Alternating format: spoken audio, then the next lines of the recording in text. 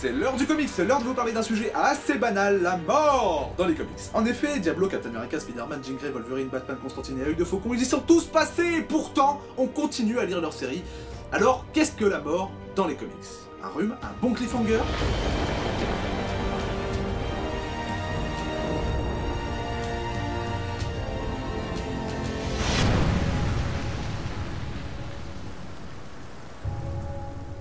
Il y a 3 types de morts dans les comics. La mort permanente et définitive, la mort cliffhanger et la mort... On se fait un peu chier avec ce perso, du coup il faudrait trouver un truc classe pour que les lecteurs accrochent. Merci Georgette. Commençons par la plus tragique et la plus rare, la mort définitive d'un héros. Elles ne sont pas beaucoup mais elles ont leur importance, par exemple pour les Vengeurs, avec la mort de certains héros secondaires. Faut pas déconner non plus, on va pas tuer Iron Man pour de bon. Va entraîner la création d'une nouvelle équipe, les New Avengers, qui va redonner un petit coup de jeune à la série. Dans l'univers Ultimate par contre, c'est autre chose. Georgette s'il te plaît. L'univers Ultimate a été créé dans les années 2000 pour amener un nouveau lectorat. Donc, nouvelles origines pour tous et remise au goût du jour de nos héros. Les films Marvel Studios sont en très grande partie inspirés de cet univers. Avec Ultimatum, ils se sont permis de tuer un très grand nombre de héros, principaux comme secondaires, pour que l'univers se détache enfin de l'univers de base, la Terre 616. La Terre 616 est le nom utilisé pour la continuité principale de Marvel Comics depuis 1939. Il s'agit d'un monde parallèle au réel dans lequel existent les super-héros. Toutes les terres des autres dimensions sont généralement comparées à celle-ci. Cet univers est aussi appelé plus simplement l'univers Marvel. Vous le savez. Plus tard encore, chez les Ultimates, on aura la mort de Spider-Man. Notre Peter Parker est mort, enterré, n'aura plus mal aux dents et ça a permis un beau renouveau pour cette série. En effet, la série Ultimate Spider-Man avait besoin d'un second souffle qui lui a été donné en la personne de Miles Morales, un Spider-Man Black. Ça fait peut-être polémique, mais ça vend et pour l'instant c'est pas trop mal. Et c'est là qu'on en arrive à la question... Pourquoi ne pas faire mourir plus de personnages? Il y a très peu de temps, dans l'univers classique, Spider-Man est mort, le Docteur Octopus a échangé son esprit avec Peter Parker juste avant de mourir. Nous nous retrouvons donc avec le Docteur Octopus dans le corps de Spider-Man, mais gardant l'esprit de justice de notre petit Peter. Superior Spider-Man. Et bah pour ceux qui l'ont pas encore lu, courez-y. On sait tous que Peter va revenir, c'est pas compliqué de le deviner, dès la première case, dès le premier chapitre, mais c'est du tout bon. Le tisseur reprend du poil de la bête, change pas mal de choses dans sa vie. On ne va pas tout vous spoiler non plus. Et moi qui apprécie moyennement la série depuis la bouse intersidérale qu'Ewan Morday, bah là j'ai envie de savoir la suite.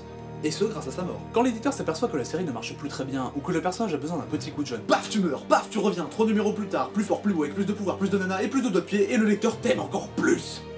Ensuite, l'amour cliffhanger mon colonel, ce n'est pas ma guerre. Imaginez, à la fin du chapitre, notre grand héros se prend un immeuble de 50 étages sur la tronche et on doit attendre un mois avant de savoir s'il est mort ou s'il s'est juste foulé la cheville dans les gravats. Ce n'est en soi pas une vraie mort, mais c'est bien sûr la plus utilisée des comics. Elle est aussi beaucoup utilisée pour les amis, les familles et les proches du héros. Je ne sais pas combien de fois Lois Lane et Mary Jane ont failli mourir en fin de chapitre. Et on aurait bien aimé parfois que ce soit définitif. Mais si on décomptait, ça nous ferait pas mal de doigts de pied. Par contre, de temps en temps, ça peut être une vraie pute, cette mort. Personnellement, quand Diablo s'est sacrifié pour sauver la vitalité, j'ai cru et espéré que ce soit une de ces morts cliffhanger. Mais il est vraiment mort, ce con. Bon d'accord, il est revenu un peu plus tard avec sa série perso, mais il est mort. Ils ont tué Diablo. Pour finir, la mort temporaire. J'en ai un peu parlé avec Superior Spider-Man, on sait que Parker va revenir, mais sa mort change pas mal de choses pendant pas mal de temps. Là encore, on a eu le droit à une tripotée de morts temporaires. Batman remplacé par Nightwing, Captain America remplacé par Bucky, car oui, la mort d'un individu ne veut pas dire la mort du symbole. C'est beau, on a envie de mettre la main sur le cœur et de se lever devant un drapeau. Et donc, pendant qu'un tiers endosse le costume, notre héros se promène dans l'espace-temps, car oui, si vous êtes Batman ou Captain America, vous ne mourrez pas vraiment et vous voyagez dans l'espace-temps. Pratique, marrant, on voit du pays et on sait qu'on va revenir. Il y a d'autres sortes de morts comme Wolverine ou Constantine. Leurs morts font partie du scénario, elles ne les font pas disparaître et leur permettent de voyager dans les enfers ou d'autres endroits sympas comme ça. Bon, depuis tout à l'heure tu nous parles des héros, mais qu'en est-il de la mort des méchants? Ah bah là, c'est un bordel monstrueux. Déjà de base, un méchant on le tue pas, on l'amène devant la justice pour qu'il soit jugé afin qu'il puisse s'échapper et qu'on ait encore un peu de taf. C'est vrai qu'il se ferait chier les super-héros s'ils butaient tout le monde. Donc, un méchant qui meurt, c'est une bourde. Mais un méchant, c'est comme un héros, ça ne meurt jamais vraiment. C'est pas combien de fois les Vengeurs ont défoncé le tronc. Ouais, mais pour le coup c'est un robot, donc on a le droit de le tuer. Ouais, mais du coup il revient environ tous les 2 ans. Un bon méchant, c'est un méchant qu'on peut pas tuer. Comme ça, quand les scénaristes sont à court d'idées, ils te ressortent un mec qu'on n'a pas vu depuis 10 ans, parce qu'il était parti faire un séminaire dans l'Himalaya. Il revient donc plus fort, plus méchant, avec plus la haine, moins de doigts de pied, et prêt à poutrer du héros. Au final, que ce soit pour les super-héros ou les super-vilains, on n'a pas vraiment de super-mort. J'aurais rêvé d'être un lecteur de comics au moment où Gwen Stacy est morte. Ce n'est pas pour rien qu'aujourd'hui on reprend toujours cette mort, elle a traumatisé des millions de lecteurs. À cette époque, quand quelqu'un mourait, il n'en revenait pas 3 numéros plus tard. Maintenant, DC comme Marvel pense que la mort d'un personnage va rebooster les ventes. Et c'est le cas, comme on a pu le voir pour Spider-Man juste avant, mais ça peut aussi être un échec total. Comme pour les 4 fantastiques. Dans tous les cas, ça n'a pas le même impact que ça avait avant. Jean Grey est morte 3788 fois. Déconne, t'as vraiment compté? Non.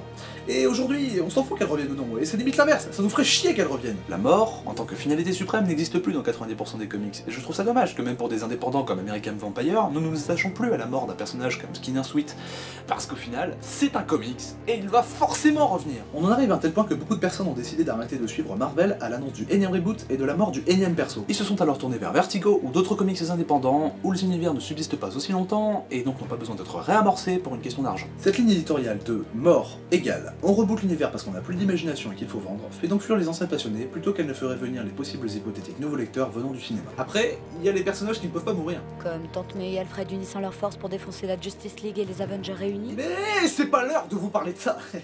Et lisez des comics, merde.